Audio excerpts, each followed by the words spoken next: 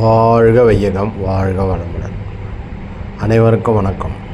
இது நம்ம திருவண்ணாமலையில் கிரிவலப்பாதையில் உள்ள பௌர்ணமி குடிலில் செய்யப்பட்ட சேவை. இது இங்கே பார்த்திங்கன்னா அண்ணாமலையார் சேவா அறக்கட்டளை.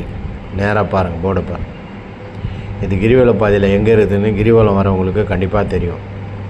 குறைஞ்சது 60,000 பேருக்கு மேலே பலனடையக்கூடிய ஒரு இடம் இது.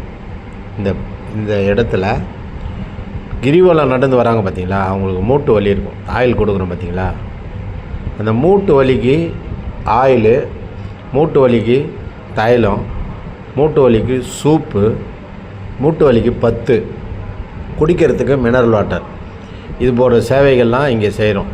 இது ரொம்ப சிறப்பானது. இது எப்படின்னு கேட்டிங்கன்னா, சாப்பாடு கூட யார் வேணால் போட்டுடலாம்.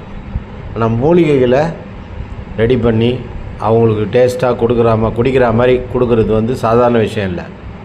அந்த மாதிரி விஷயத்த நம்ம குருஜி செய்கிறார். இந்த சேவையை விரும்புகிறவங்க தயவு செய்து இந்த காணொலியிலேயே WhatsApp number, phone number, GPay number எல்லாமே தரேன்.